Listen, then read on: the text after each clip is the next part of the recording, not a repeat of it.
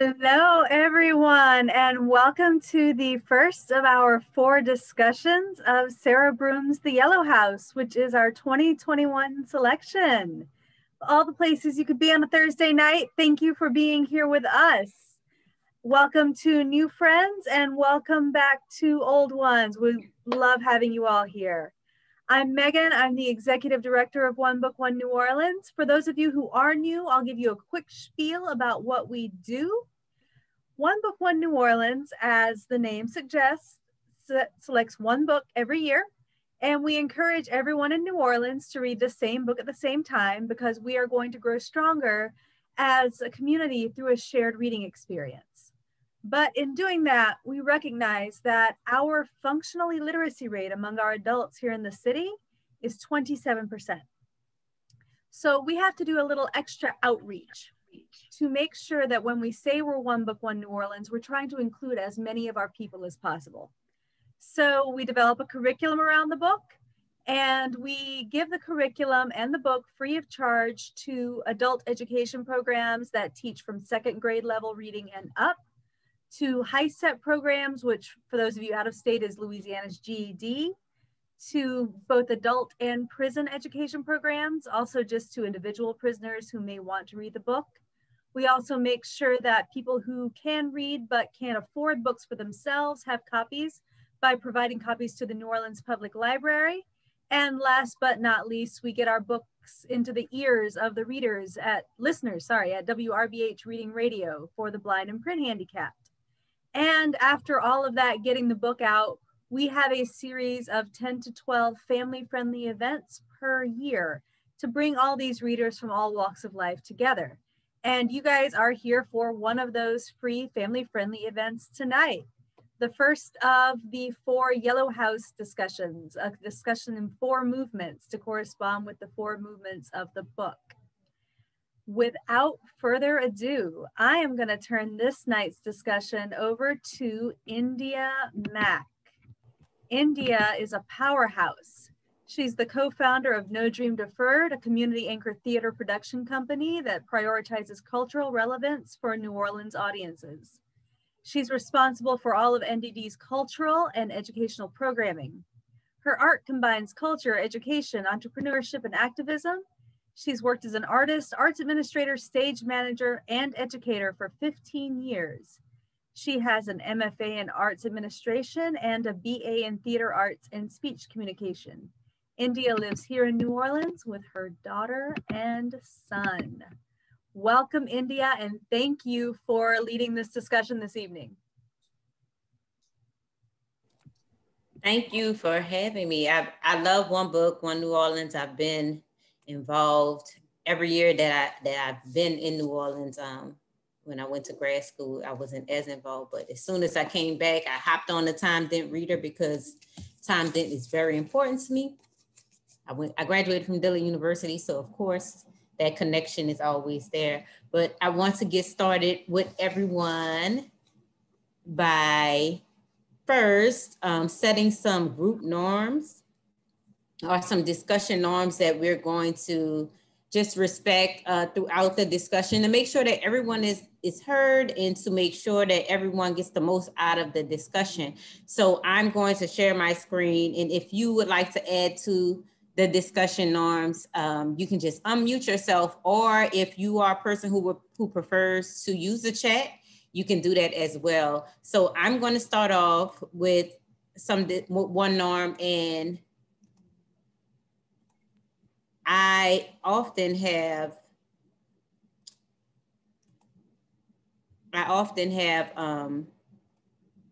titles for my norms, and this one is called One Book. It's named after One Book, One New Orleans. So it's one book because I know sometimes when we're in discussions, I'm an educator, so I teach high school, and they always have a lot to say, and I love that. But sometimes we find ourselves talking about things that are not directly connected to the book or not connected to the book at all. And then we go off on these little tangents. So One Book, my discussion agreement is to focus on the book that we are discussing.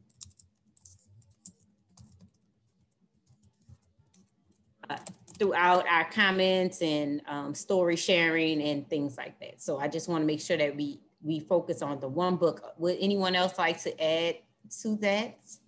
Let me check the chat. I see it's lighting up. Oh, it just says timed in. Timed in is amazing. Anyone want to share some more? Any other? Okay. Okay, I think everyone is ready then. If we don't have anything else to share, I'm going to go into present mode. All right. Oh, wait, someone did type in the chat. Oh, thank you for having me. I'm excited. All right.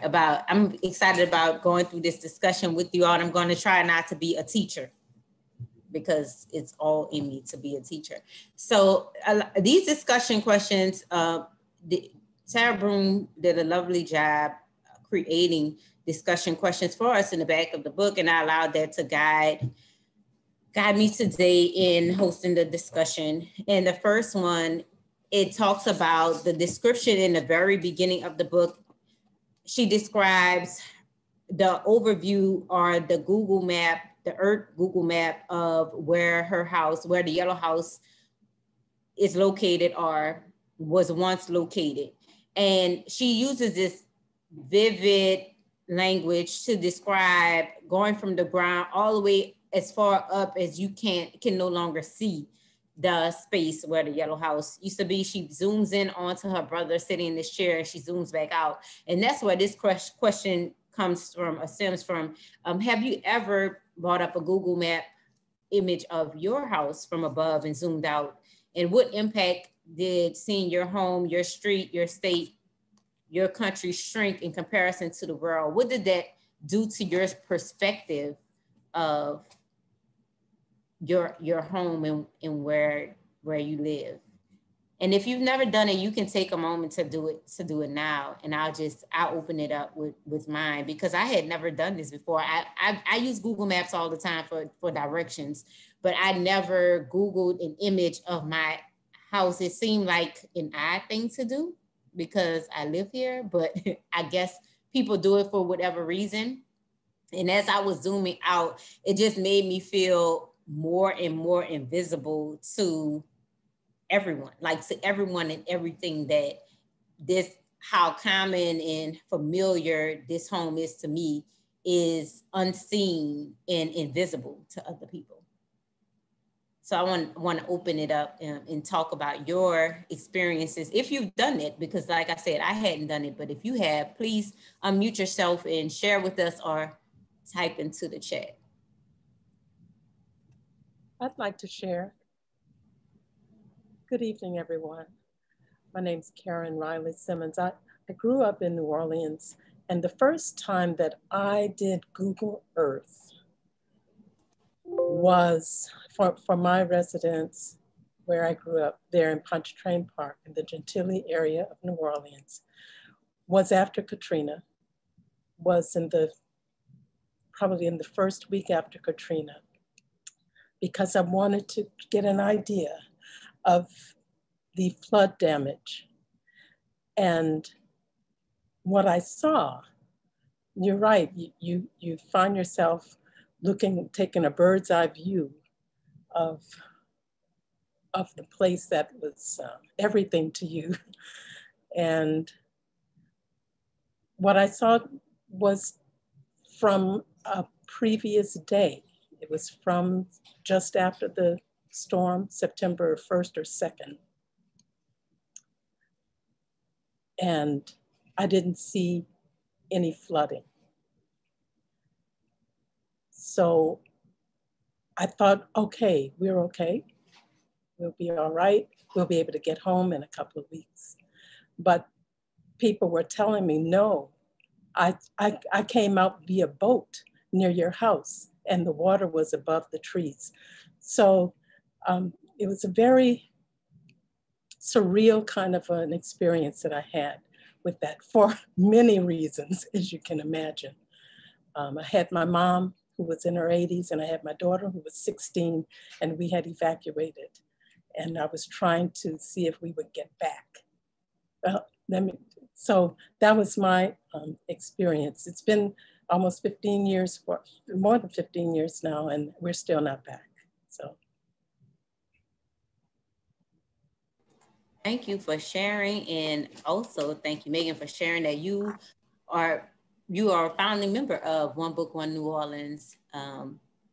So thank you for that. And Raina, I'm going to lift up what Raina said in the chat, that I had a bigger impact on me when I Googled my mom's house. She lives on five acres in Florida. And I always thought it was such a big space, but from above, it's just a small square alongside a bunch of other squares.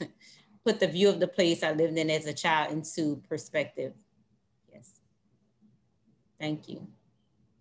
Yeah, and I'll share. So I have never done this, but I just did this for where I grew up, which is Morton, Illinois, which is the pumpkin capital of the world. And that's about the only notoriety of it. And what's really interesting is that it has the correct address, but it can't actually find the place. So it goes to parks and it goes to areas around, but it can't actually pinpoint the house. And since my parents still live around that area, I know that the house still exists. And similar to seeing the squares in the roads, it's really interesting to see the grid system and how, you know, when you take that kind of like bird's eye view, that you have this, all of these lines and all of these kind of what I would say is human made squares and lines and things.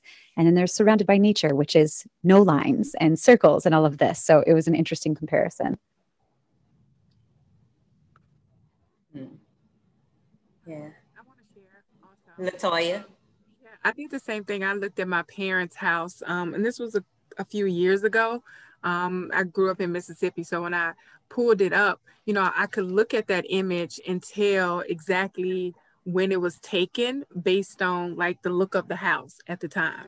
And I was like, oh, you know, the changes that they've made over the years, you know, they're not reflected like in that Google Earth. And I'm like, oh, wow, that's kind of old. And then a couple of years later, I went back to look at it and it had updated. And I was like, oh, wow, I wish I had taken a screenshot of like that previous image, because like no one has that image from above, like in any of our records. You know, you have it in the front, but you never have that bird's eye view. And I'm like, oh, so now every time I go in, I always take a screenshot of it, because I'm like, I want to capture that. Because, you know, I don't know how often Google likes to go and update it, but I'm like, man, one day I want to be able to look back and say, like, this is what it looked like in 2000 and 2015, 2010, that thing. So it's just my view on it. Yeah. And Megan said, I just did this and it's an old image of my house. We redid the outside 8 months ago, so it looks not like, it doesn't look like that anymore. It made me think about how unreliable the technology we rely on to orient us actually is. Yes, yes. And with that, I want to, wait, is someone talking? Sorry, I had unmuted. But go ahead. Yeah, you probably hear my son in the background, sorry. But yeah, I was just gonna share, because I have done that several times for my childhood house. It took me like several years to do it, because we moved out of my childhood house when I was like 16, 17. And I was kind of scared, I guess, to look it up. I never went back to the old neighborhood because it had gone down a lot since when, like, growing up there. That's why we moved. So, excuse me, I'm from New Orleans, by the way. I grew up on Florida Avenue, which is like around the corner from St. Aug School and Epiphany Church. And so my grandfather built this house. So it has a lot of, you know, special memories for me. But, you know, like I said, like the neighborhood went down. So after we moved, I never went back to the old neighborhood, never did anything like that. So I looked it up a couple of years ago, and it was kind of sad because the neighborhood had gone down even more. Like a lot of the houses around it, reading the Yellow House, like how she describes the street with like all those empty lots, reminded me of like my childhood neighborhood, because when I looked at it, there were all these empty blocks. This was after Katrina. So they had like all these empty lots around and it just trash and things like that. So it was kind of sad. Very. It is hard to look at those images. And I see the chat lighting up. So I'm going to go to that, and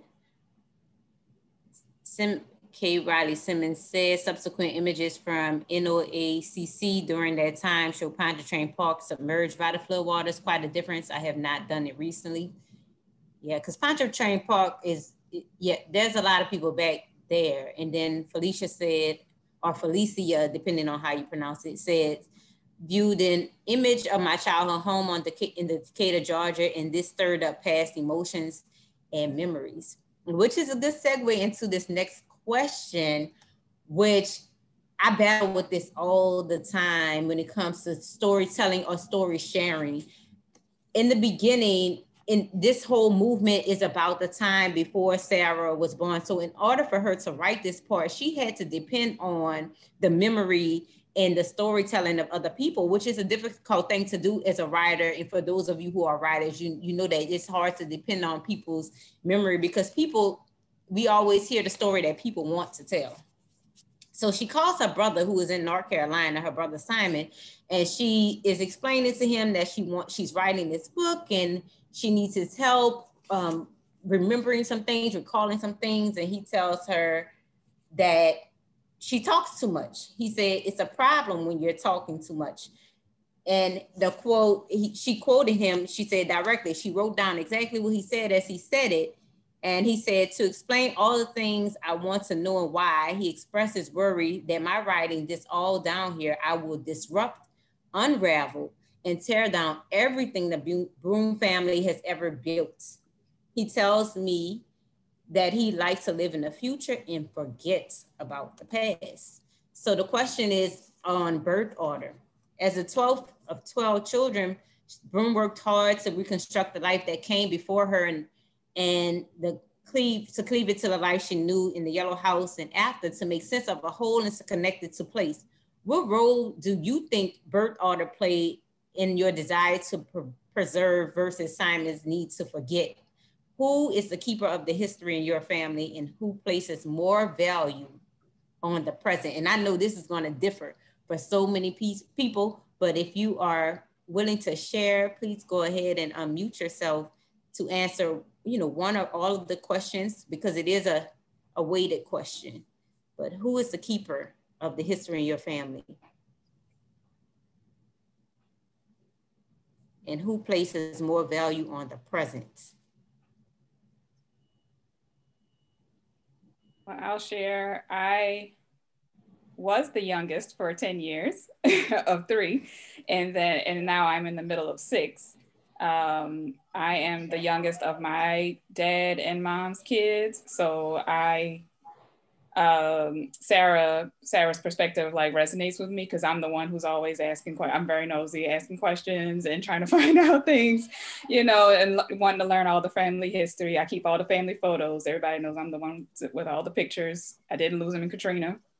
So I don't know, maybe it's about being a baby. Maybe it makes you nosy. Mm-hmm. I can relate with that, Ambata. I'm the baby too, the youngest of 4. And even though I was the only child with boots on the ground, so to speak, at the time of Katrina, everybody else lives still in a different state, in different states. I had begun, when I moved back home, I had begun gathering the photos and putting them in a box so that I could digitize them. And if I had not done that, I would not have the photos that I do, because I grabbed that box and put it in the trunk when we evacuated.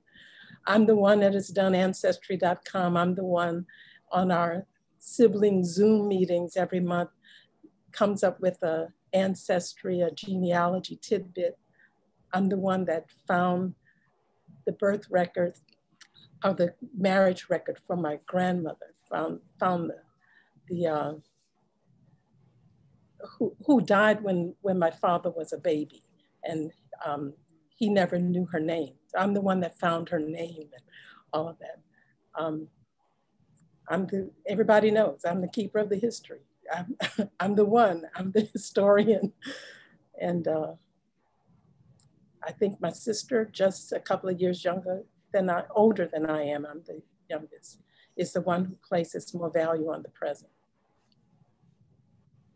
She can't remember anything. So she says, if she wants to know anything, she'll ask me. Mm-hmm. And I see the chat lighting up. Shelby said, I am the eldest of 3 children and, and the eldest of all the cousins. Okay, so you're the first grandchild in my family between Texas and Louisiana. My mother is from New Orleans, but I was raised in Texas. I always felt pulled towards New Orleans and that it was my responsibility to connect the family and preserve our roots here. I have spent many years on and off in New Orleans, and no matter where else I may try to go, I keep coming back home. Let me tell you, Shelby, that's the story of everybody. We come and we go. I can't tell you how many times I moved away and come back, and I'm still, you know, I still have a lot of living to do. So I don't know how many times I will do it again, but I understand that. How many of us by reaction, how many of us have moved away and come back? Multiple times, more than once. Let's see what it's looking like. I see some hands, yes. I think it's a part of this place. It draws you, it draws you back in. It's no place like New Orleans. And Kelly said, I really loved how much I learned about Sarah's family members and her mom in the writing. It's interesting how much as the baby, she puts the focus on other people. I'm not exactly sure how that connects with being the baby, but perhaps there's something about always being an observer as a youngest child that also lends itself to investigation, research, and pointing a spotlight on others to learn about yourself. I can speak a little bit to that, being the baby. And I think that some of it, just knowing that my grandmother was an orphan, so she did not know who her parents were. And that led to a lot of secrecy and holding on to things in my family, because there was a lot of shame around that. And I don't necessarily know why. I don't think I ever knew why, because my grandmother is deceased now. But I was not born to experience any of the struggle and trauma and all of the struggle and trauma that they went through. Like she went through with her kids, you know, my mother being one of the eldest children of 9. And so I think when you come into, you know, lower in along the birth order, so much time has passed and people are now pitching in to help. The older ones are helping, so you don't experience as much as they do. And so they feel like their role is to shield you or shelter you from what they experience. And I get that a lot from like my relatives. It's like, you don't need to know about that. Your life is beautiful. You're doing this and you're doing that. You don't need to worry about those things, when in actuality, I feel like I need those things to continue to do the things that I'm doing in a way. But it doesn't make sense to them, and what they say doesn't make sense to me. But when you look at it through with their perspective, then you can gain maybe some sort of understanding. But I think it's different for every single person. Megan says, sometimes I feel like I can't start to understand where my family comes from. Broom writing the whole movement without her being born really resonated with me. And Kelly said, that's such a good point, India. I love this concept of shielding. Yes, it's such an inspiration to learn about those shielded points. Yes, I need to know. Sometimes I just, and not knowing where my grandmother, who my grandmother's lineage, like who they are, it like haunts me sometimes. It's odd. I don't want to get into that though, because we're talking about the Yellow House. Anyone else want to share about birth order? The next section is on place. It's connected to the previous one. It's on place. Wait. Sorry about that. Wait, did I skip one? No. Oh no. I didn't type the right question, but it's fine. So the next part, the next chapter, it's titled Betsy in the book. And I mean, most people have heard of Hurricane Betsy. Some people may have actually lived through it. My mom was a child when Hurricane Betsy happened and tells her own story of Hurricane Betsy. And then those of us who witnessed Hurricane Katrina, we have our stories to tell about that. And I was thinking as I read through this, she kept referring to it as the water. And a lot of people don't refer to Hurricane Katrina. You don't hear people say Hurricane Katrina, Hurricane Katrina. They'll say the storm or refer to it as something else other than the name that it was given. And I think this question kind of sums that up, or ask us to ponder why we do that with names. And so it says, why do you think she made this choice? How does the 24-hour news cycle and the repetition of language affect you as a reader and viewer? Describe what the water communicates to you. Do you think it will be the same for every reader?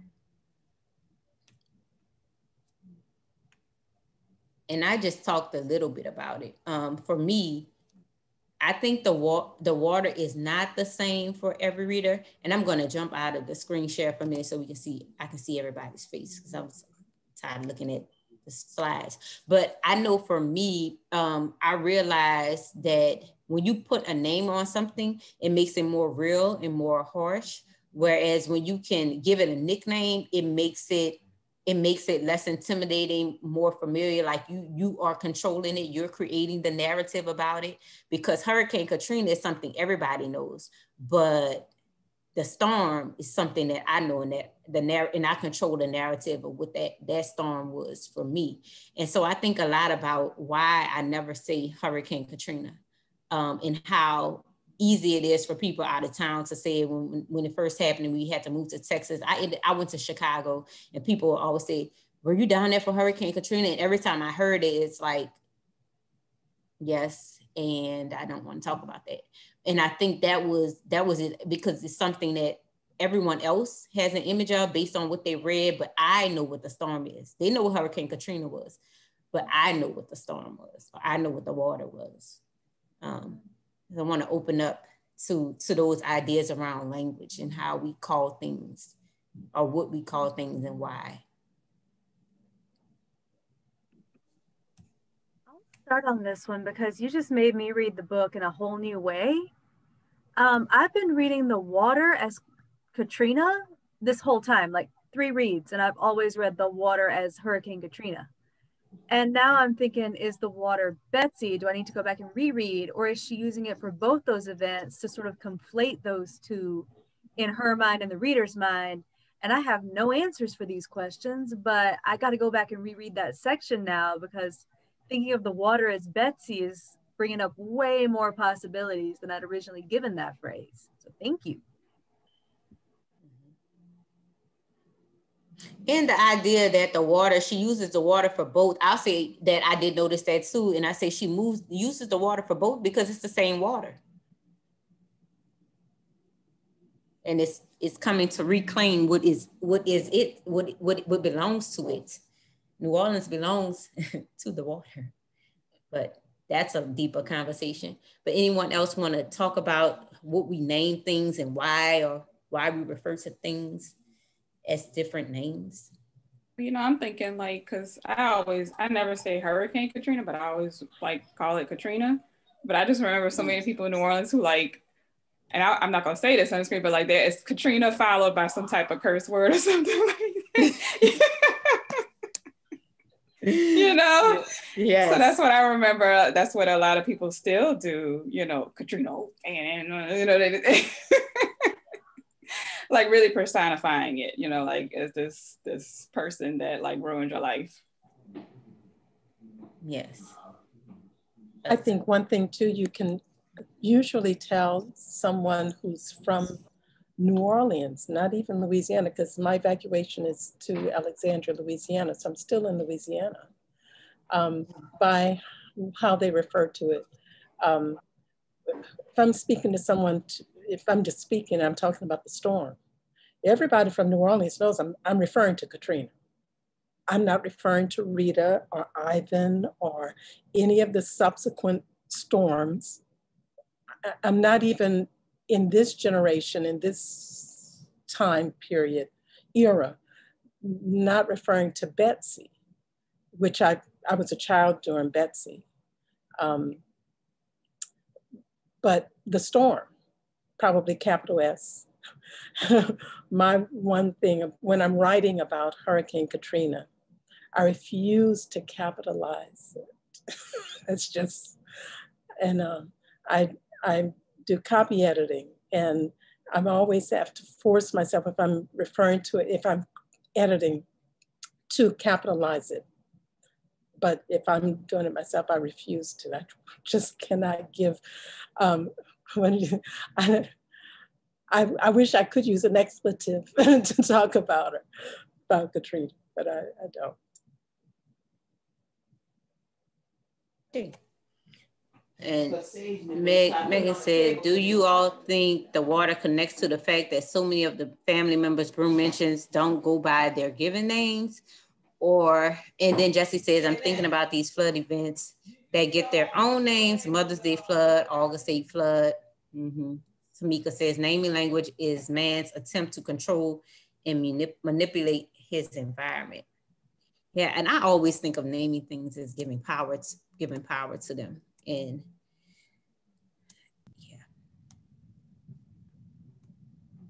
yeah. This next one, oh, this is so timely. And I know that a lot was happening with, and I'm going to talk a little bit about a number of movements that are happening in New Orleans. The first being Take 'Em Down NOLA, who is a grassroots organization, alongside, maybe I wish I wouldn't have mentioned the organization name, because now I'm going to feel guilty if I don't mention everybody.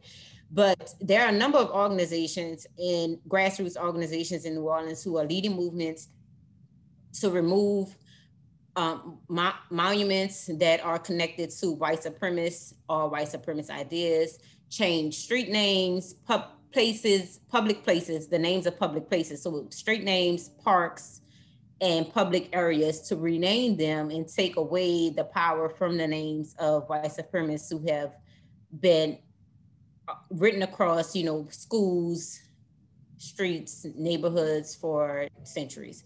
And so there is this point in the book where she talks about John McDonaghy, and all of the students have to get dressed up and they bring a flower to lay at the bust, at the John McDonagh bust on his day, and they would allow the white students to go first. And while they were doing that, the Black students would be standing in the sun waiting, and then they would get an opportunity to go and lay their flowers down. And this was only the second time I had heard of this, because this is actually talked about in a Time Dent Reader, which is the first time I read about John McDonaghy, which is last year's One Book New Orleans. So when I read this, I was like, oh, it's here again. It's here to hunt me again. No. But the question is, are there widely accepted institutionalized holidays or rituals you can think of that exclude or erase certain people, or situations in which symbolism has been deemed more important than the wellness of the participants?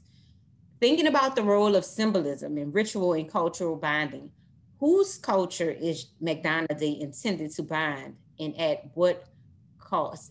So many things jump out in my mind, but I don't want to start this one off. I want to open it up to everyone else and see what you have to say. My mind immediately went to Thanksgiving as a holiday that characterizes symbolism over the wellness of the people in this country. And I think, something like John McDonagh Day, that's like required by his will. You get my money, you have to honor me every year. But like things like, Columbus Day is a great example too. Thanksgiving, those are all there as a symbolic to make us remember or enact something. Yes. Yeah. Thanksgiving definitely jumps out to me first, as well as Columbus Day, even though being in New Orleans, we never honored that day And as a teacher, it's often said because we have so many other holidays in the city that other people don't have. But when I moved, the first time I moved to Chicago and they celebrated that day, it was very strange because we had, throughout my entire K through 12 school, my K through 12 education, I don't think the teachers even mentioned it. Honestly, I was trying to think, I'm like, we did not in any way celebrate this. Is that the same for anyone else? Did anyone else have that experience growing up, like not celebrating Columbus Day in school? The Chicago was my first time. Yeah, so I'm from New Orleans too, and no, I don't recall ever, like I didn't know anything about it. And when I was living in Connecticut a couple of years ago, it was my first time experiencing it at my son's school. They had the day off and it was Italian Heritage Day. And I didn't even catch I was like, oh, that's interesting. I didn't realize they had so many Italian people, blah, blah, blah. And then I was like, wait a minute, that's Columbus Day. They just call it a different name, So I was like, yes, indeed. Yeah, that's interesting. That was I just grew up in this whole different world in New Orleans. Joanne said in Seattle, instead of Columbus Day, we have Indigenous Peoples Day. Yes, growing up in New York, we celebrated Columbus Day. So New York celebrated it, but Seattle didn't. And I lived in Utah for some time, and they celebrate Columbus Day and Indigenous Peoples Day. It's a very interesting place, Utah is. Megan said, I grew up in the 80s and early 90s in Alabama thinking that everyone celebrated Martin Luther King Day and Robert E. Lee Day on the same day. Not so much. Yes. And yes, I lived in Chicago and he also cut Columbus Day out. Yeah. And in Utah, working and teaching in Utah, I met people who didn't know that Black History Month was an actual thing. They thought I was making it up.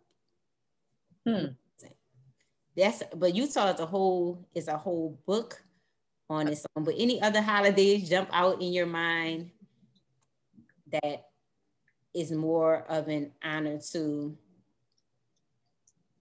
It's more of symbolism, or ritual, cultural bonding. That does not honor the importance of people, but. I definitely felt this with Christmas this year. So I have lived in a commune, and it's all Jewish people, and they talk a lot about the fact of where they're like, my God, you can't get away from the Christmas music. You can't get away from Christmas decorations, like everywhere you go. And this year especially, I don't know if it was because of COVID and the pandemic and such, but I remember I walked into a store and I was like, it looks like this holiday has vomited everywhere, all over, and you can't escape it. And it was a store for, quote unquote, like the general public, but it was very exclusive in regards to how you could feel even that you wanted to shop there, because everything was covered in this kind of like Christmas decor with that as well. Mm-hmm. Mm-hmm. Yeah, I feel you on that. And a lot of times when you don't celebrate those things, sometimes you find if it's awkward to I know for me, I don't celebrate a lot of different holidays, but sometimes it feels awkward to stand out or, draw attention to the things that you don't celebrate and why. But when it comes to things like Columbus Day, it's easy for me to tell people why I don't celebrate that, at least the way it's celebrated in the United States. Yeah, certain holidays, yeah. So this next, I'm sorry, the chat is lighting up. Let me see if there's anything with this last question before we move on to the next one. Carol said, I don't know if this is relevant, but I was an elementary school principal in Bellevue, Nebraska, a suburb of Omaha and the home of SAC headquarters. This was in the 1970s because of affirmative action legislation. School leaders engaged in affirmative action type of in-service training, and I laughed. I said, I'm sorry, can I break in verbally because? Yeah, because you weren't done. Go ahead. I'm sorry, and I'm blocked on visual because I'm in my house coat, but this was an incredibly interesting experience for me. I'm a Southern girl, I'm white. I grew up in the integrated South, and here I am. I'm a principal of an elementary school where probably 99+% of my children are white and children of military parents because of SAC headquarters. That was the Strategic Air Command headquarters of the US Air Force. I had a Dutch student, and I might have had maybe 3 Black American students in my school. And so here we have to celebrate Black History Month.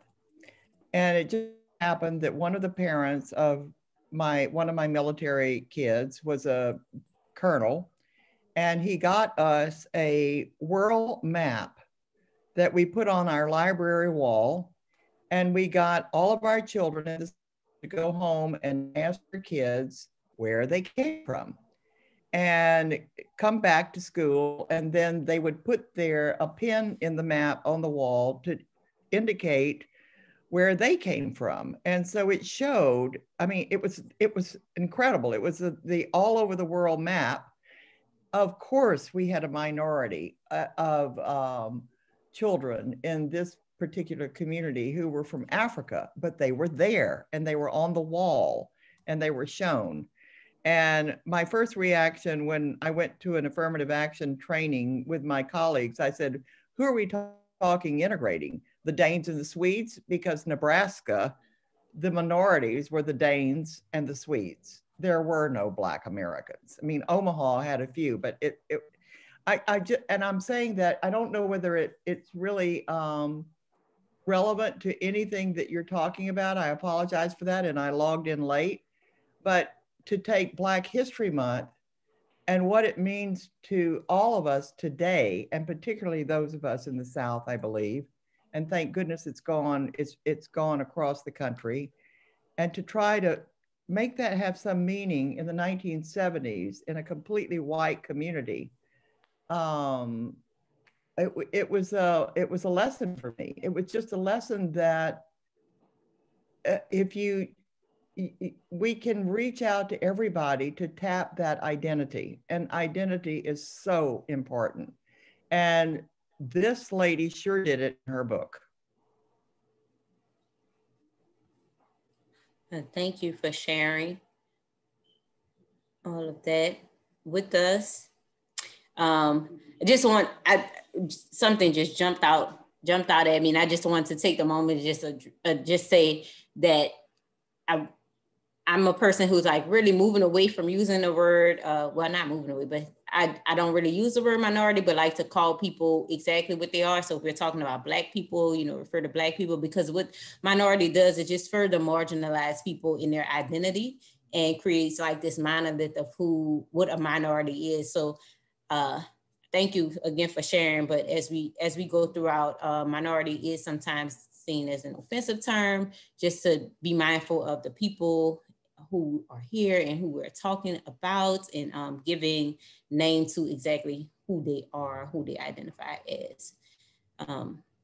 That is it on that. And I see we are coming close to our close, and I have like a lot of questions left, like 4 more. So I want to jump into parenting, which is an interesting discussion to have.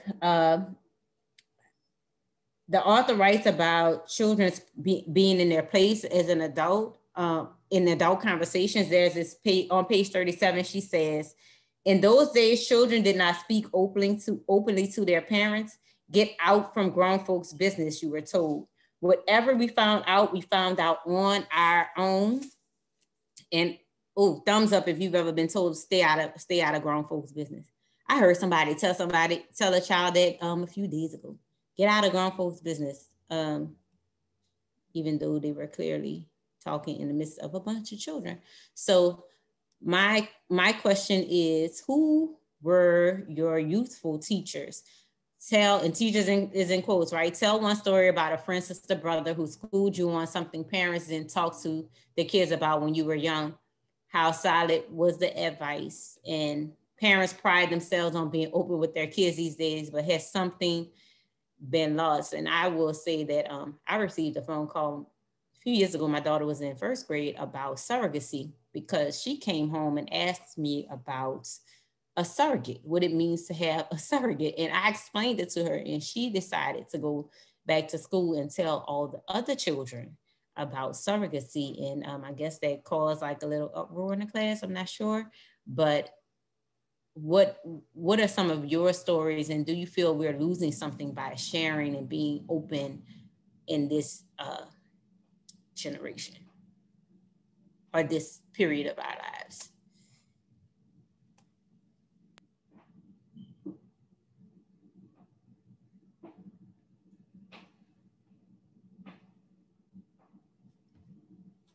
Well, I can say for myself, being the youngest and being quiet and nosy and sneaky and everything, that I did learn from the adults, especially like my aunts and whatnot. They didn't know I was in the room a lot of times, so I'd be listening to what the adults were talking.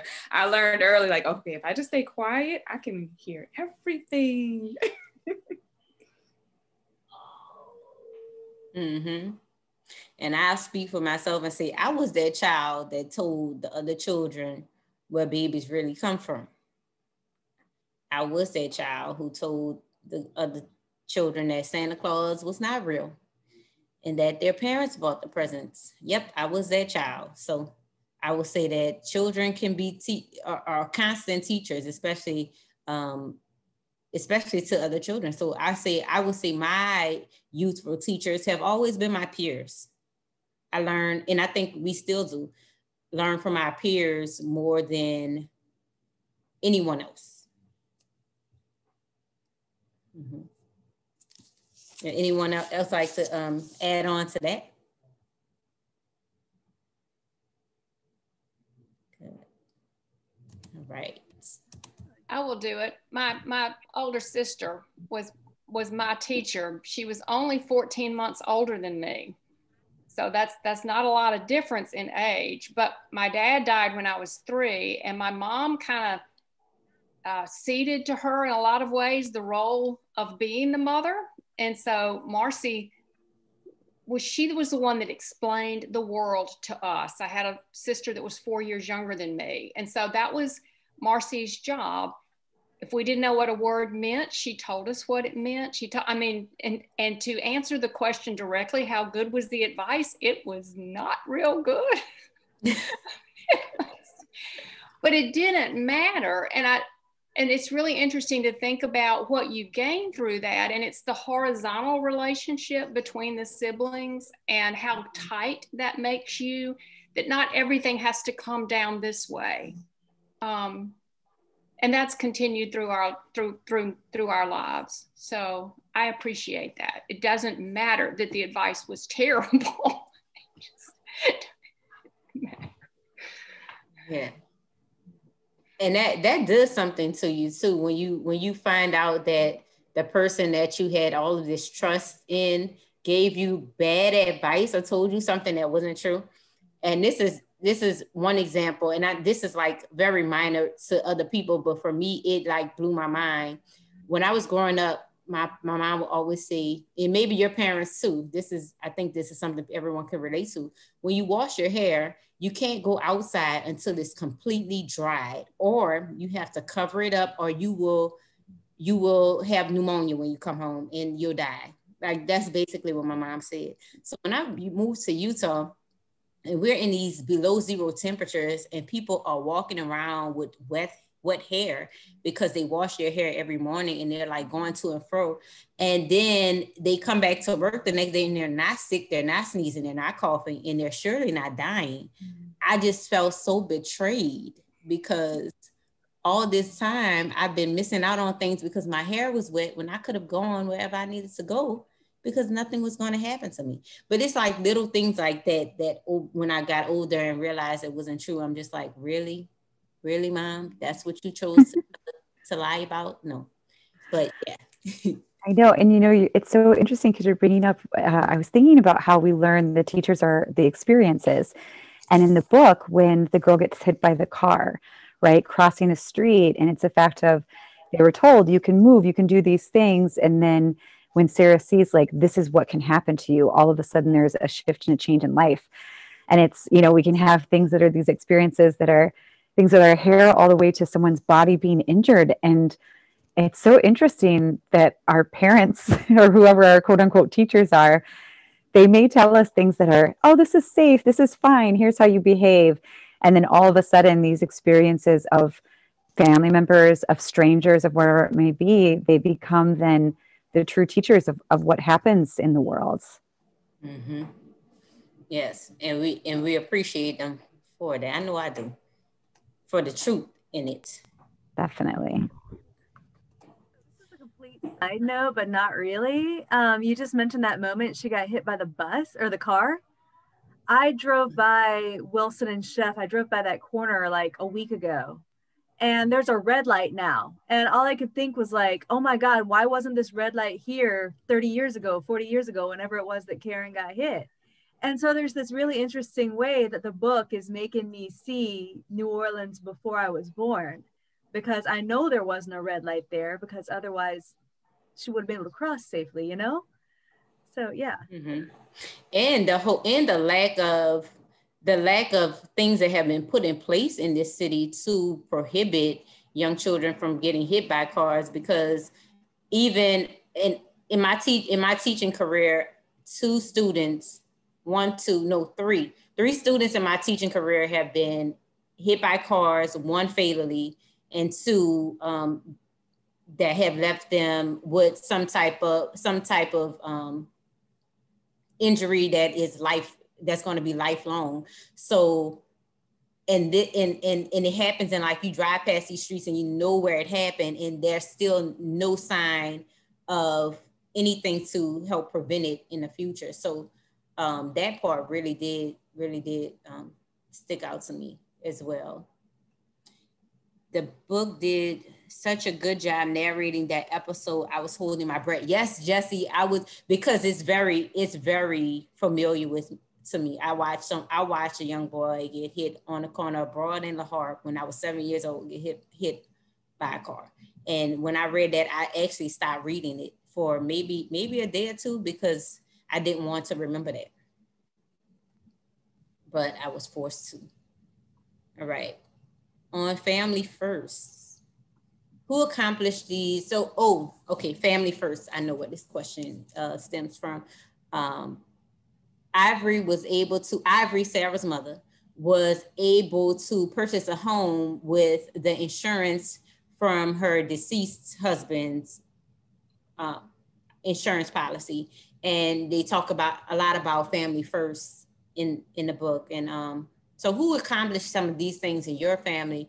And were they long ago accomplishments or more recent? What types of sacrifices or goodwill pitching in was made, and by who to help make them possible? And I think a lot about the rebuilding of the renovating. No, I guess it is rebuilding of the house after Hurricane Betsy. You know, they had to tear everything down and put it back together. And that was sacrifices that were made before Sarah was even born. She didn't see the house before it was the 2-story or the Camelback house. She never saw the single shotgun. She only knew the Camelback house. And like, who sacrificed for her to be able to live in the way that she was able to live? You want to share about how they can connect or relate to that portion of the story. I'll go. Hey, Ed. So, I'm from New Orleans, but I currently live in the DC area. And so when I think about, especially around home ownership, my grandmother's house, my maternal grandmother, her home was like a central location in the neighborhood. Her brothers and her sisters had houses around there as well. And so when Katrina hit and her house was destroyed, we had to rebuild it. But the house also was built, in the backtrack, by my grandfather and my great-grandfather. And so it was the first group to actually own a home, own the land, and then to build it yourself. And so that was something that they were passionate about in terms of passing it down to their children. And even with Katrina hitting, which I guess I've been gone too long because I call it Katrina sometimes. The goal was to rebuild as opposed to sell or do anything else with it, because that address, that home just had so many memories tied to it. Mm-hmm. I'll say something. A lot of things came to me when I saw that question. As the genealogist, so to speak, for my family, I had an opportunity to learn that something that I didn't know before, which was that my maternal grandparents owned their home. When I went through the census, and this was in West Feliciana Parish, Louisiana, back in the 1930s, which was, if you don't know, West Feliciana Parish is right outside Baton Rouge. And during that time, during Jim Crow and all, it was one of the most oppressive places in one of the most oppressive states of this nation. And I learned that my grandparents, on the census record, you see all these R's, which is renting, renting, renting, renting. And then you get to my grandfather and it says, oh, that he owned the home. And I was like, oh, how can that be? And I learned that his brother-in-law, my grandmother's brother, had owned the land. That's a whole other story, but that was phenomenal to me, that a Black man living in that place at that time with very little education had land enough for several homes to be on it in the family. My parents moved to Pontchartrain Park from uptown New Orleans. No, not quite uptown. My father had inherited a house in uptown New Orleans, but they moved from Midtown, I think. Mid-City? It's on near 4th Street, right off South Claiborne, by John F. Hoffman Elementary School, which is where I went to elementary school. But right there, near Jackson and Jackson Avenue and Washington Avenue along South Claiborne, right along in there, near Booker T. And my mother, as a single woman, a young single woman, she was a teacher, she had bought a home there. And when they married, they lived there for a while and then bought a home in Pontchartrain Park, built a home in Pontchartrain Park. And then Katrina, the storm, and we had to gut it, and I was determined to rebuild it. I'm the youngest, and I was determined to rebuild it. And it was meaningful to me because I needed to rebuild it to a high standard that my parents had built it to. And so that was something that I felt compelled to do. Selling it didn't make sense at all. That just wasn't an option for me. Even though I'm not living in it yet, I'm still displaced, but it's there waiting for me. Yeah. And that's a difficult decision to make. You know, a lot of people are making that decision to sell or stay, like that. A lot of people are in limbo about that, and it's a tough decision to make. So I definitely understand. Kelly said that makes me think about how important it was to Sarah's mom to own a home and what that means. Full disclosure, our question at Beckno this semester is, what is value? And while reading The Yellow House, there's been this question about the two different values of owning a home. The first being the market value, which has to do with the specific material, but the other value is the personal value, how you feel when you own something. It's about the way you can then feel safe and in control of something, of when maybe you don't have control over anything else. I found it so interesting how much Sarah's mom put into their house, and that had a lot of meaning. Yep, and Beckno is Bard Early College, New Orleans, yes. Yes, you never know what I want. I would say that my mom was the first person to own a home. Of her siblings. I'm trying to think, no, yes, she was. She is. She was the first. She's the third in line. She's the third of 9, but she was the first person to own a home. And I remember the house we lived in before we moved this. When we moved, my mama said, leave everything. Like we literally moved in a car. We didn't bring anything. Everything that was in the every piece of furniture, she left it because that's what kind of condition the house was in. And so I know there are sacrifices made for a house, and I would never sell that house. My mom's first house, I don't think I can ever sell it. I want to get to this last question before we go. I actually had like 4 more, but I'm going to go to this one. And this one is about unspoken boundaries. I thought that this was very interesting and something that is relevant in culturally relevant for so many, about the unspoken boundaries that we have with people. She talked about her sister's wedding. Deborah gets married, I want to say in the last part of the movement number 1. And when they come, there are neighbors who have never been to their house. And then there's people they don't know that have to go into their house to use the restroom or whatever they need to go into the house for. And it brought up this question for me and for the discussion point. Do you have longtime neighbors whose houses you've never been into unless there was some sort of an emergency? But you talk to these people every day, greet them getting in the car and out of the car. And then the second part of that question was, sometimes objects simply reveal surprising things about a person. Are there objects that expose a part of you that you hold sacred and prefer to protect? Are there common objects in plain sight that reveal everything to close friends but nothing to strangers? What are the objects in the yellow house that reveal the most about the characters? And I thought a lot about her mom's sewing machine, because when I first started reading the book, I followed her on Instagram, and she was posting some things about, I'm sorry, I didn't share those questions. I thought I was sharing the screen. She was posting pictures of her mom, and there's one of her at the sewing machine.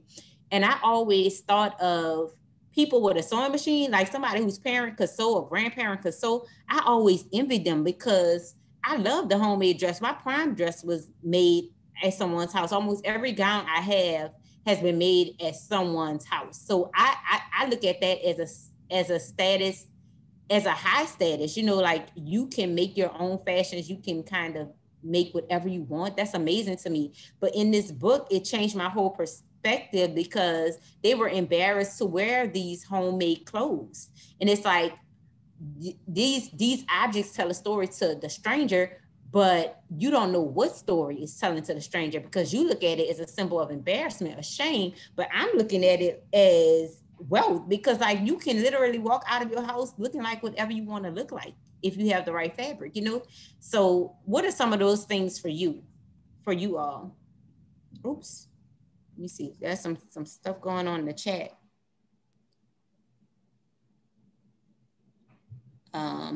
The sewing machine, yes, and her mom made all the drapes. Yes, all the drapes in the house and in the van, y'all. Y'all remember the van? Okay, we're not gonna talk about the van. The van is in future movements.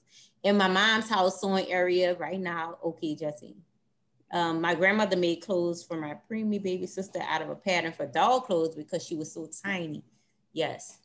Byron said, and a lot, if not most of the clothes of the children wore up until a certain age, the van drapes, yes. But what are some objects that speak to you about the Broom family, or even about my mother made all of our carnival gowns? Yes, like that's fancy to me. I don't know. But yeah, what other objects were revealing of the Broom family and their lifestyle? Or things about your own life, like what is your sewing machine, or what is your van? Oh, show the question again. I'm sorry, I did. Oops. There you go. It was a 2-part question. Simon's instruments. Yes, instruments are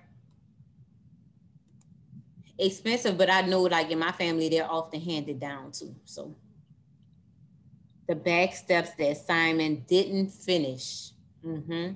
What does that say to you, Jesse? And Tamika said, my library, my choice of reading material.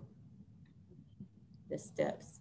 I just thought it was like they noticed that the steps just kept not getting finished, and there was this you know, area up top for the boys, and they just didn't bother to finish the back steps. And I thought that was really interesting. It's almost left as a testament at a certain point. Yes. When you go into someone's house and see unfinished construction, that does sometimes give you thoughts. I know for me, it makes me think that somebody in the house was a handy person. In the morning of the yard, when the house wasn't there, a commitment to hope that never got to appear in that specific form. Byron said the window glass in the upstairs bathroom. Yes, that they kept, they have a whole section that talks about the windows and what it means. Yes. I remember the table too, the one that she talks about where, is it Carl who sits even after the house has been knocked down? The table that they leave outside. Yeah, that was so eerie to me. Yeah, I think about the men on Claiborne, when you drive up Claiborne, who have the card table, the whole dining room set up under the trees. In the crates, the milk crates, they sit on the milk crates. I'm like, how yes, milk crates for hours, because my butt would be torched, okay? But yes, all of that says things about people when we see all of these things, these unfinished home improvement projects, painted over windows and things like that. So the last question was about land development. I'm going to leave this with people to think about because we are approaching time. But are there parts of our town that have been developed in such a way that they suppress a sense of community rather than inspire it? Alternately, have you seen development that made an abandoned or wrecked part of your city or town suddenly come alive? Was there anything that could have been done differently in the swath of the land in New Orleans East that would have changed the outcome? And that's a weighted question. I know we can go on and on about that, but that is a question I wanted to leave on because I know all of us have witnessed it. And I love the end of that question because there was an online debate about what should happen to New Orleans East just recently as elections start to happen. The mayoral election is coming up in a year, and then we have council members. District D is electing a new council member, and other council members are going to come up, and people are talking about like what should happen to the East. And I thought it was interesting that in her book she says, I wish I could find a quote real quick, but she talks about until something is done right about the East, that nothing will be able to flourish until lawmakers and policymakers really take care of and care about what's happening in the East. Nothing else in the city will be able to flourish in a way. I'm paraphrasing very, very loosely here. I just want to say something that was interesting to me in reading that first section, because I didn't realize that my mom and her family were a part of that buying into the East at that time, at the same time.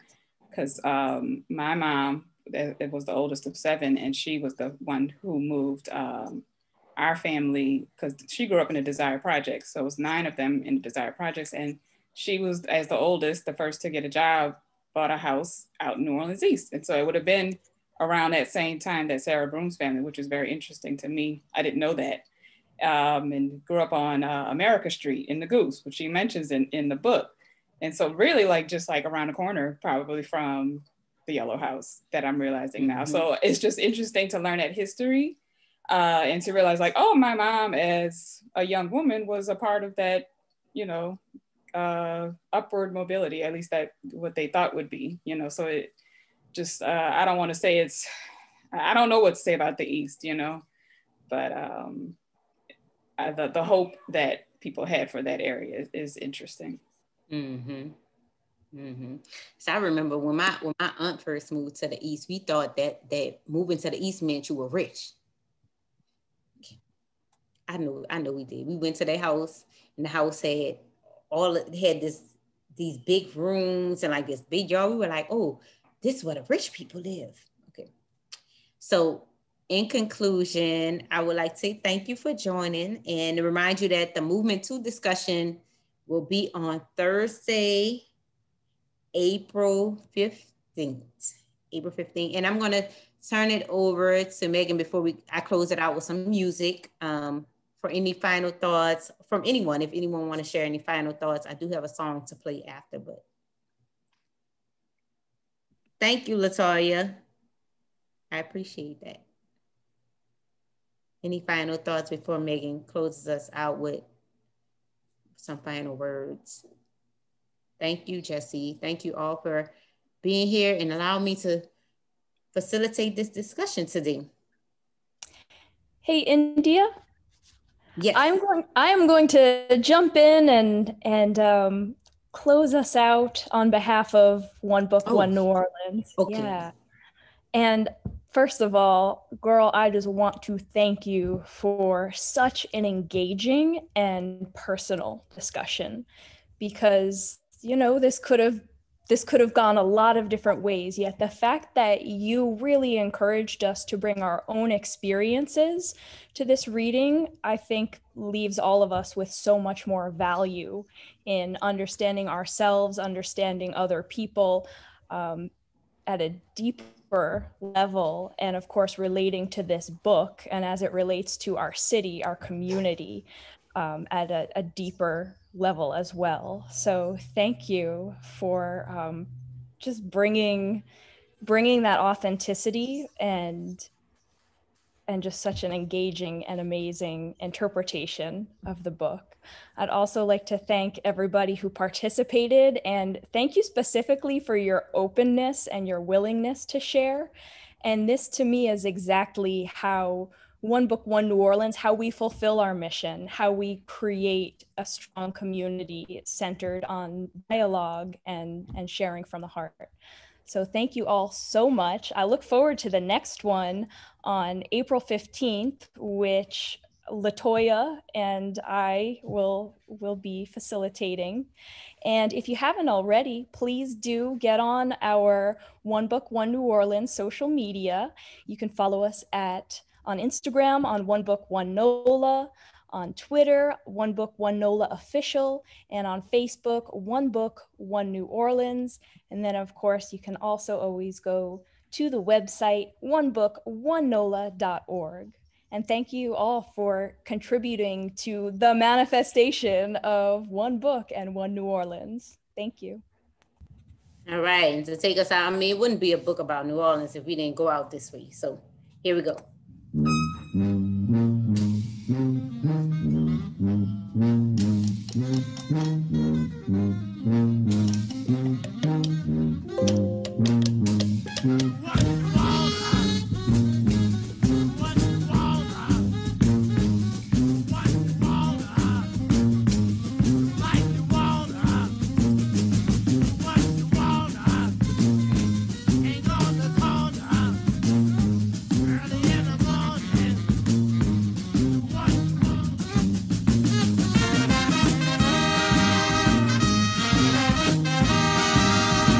Kelly.